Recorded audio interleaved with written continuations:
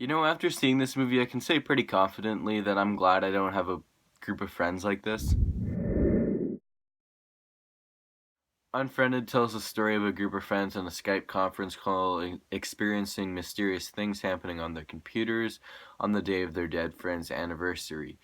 So the story is told through a girl's laptop through the uses of Skype, iMessage, and Google, and I gotta say, it's a lot more interesting than it sounds. Originally, I actually wrote off Unfriended, thinking that it was just gonna be a cheap gimmick. It was gonna get old real quick, and it was just stupid in the first place. However, I gotta say, that assumption was completely wrong, and this is a very interesting experimental horror film. As everything is unraveling around these kids, it's interesting to see the way the story is told, as well as what we learn about the girl we're following, Blair. We learn the way she reacts to different situations through the uses of replying to people on Facebook or on iMessage. Like sometimes she'll have this message written out, then she'll discard it and restart it. And that was just a really clever way to learn what type of person she is. It was such an interesting premise, and when this hacker starts to expose these kids about all their dirty little secrets they've been hiding from each other through their drinking game Never Have I Ever is when shit actually hits the fan, and I was totally invested in that part.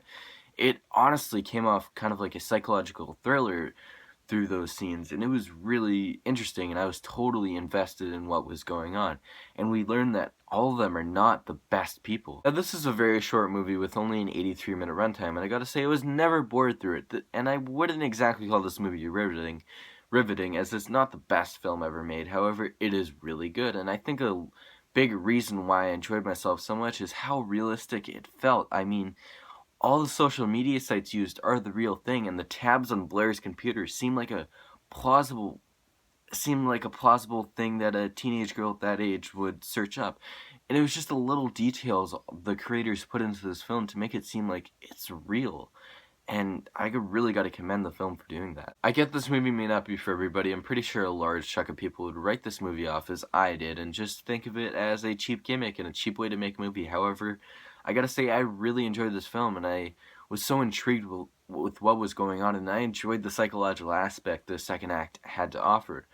It was an experiment that really paid off, so with that being said, Unfriended gets an 8 out of 10. Okay guys, this has been your favorite critic 26 with yet another review. I kind of gave this the same rating as It Follows, which was another horror movie I reviewed a couple videos ago, and I honestly feel the same way. There were both aspects that I totally enjoyed about this film, and they're great horror films, and I'm glad that I totally wrote off 2015. I didn't think they had good horror films, but apparently they did, as 2014 was really weak.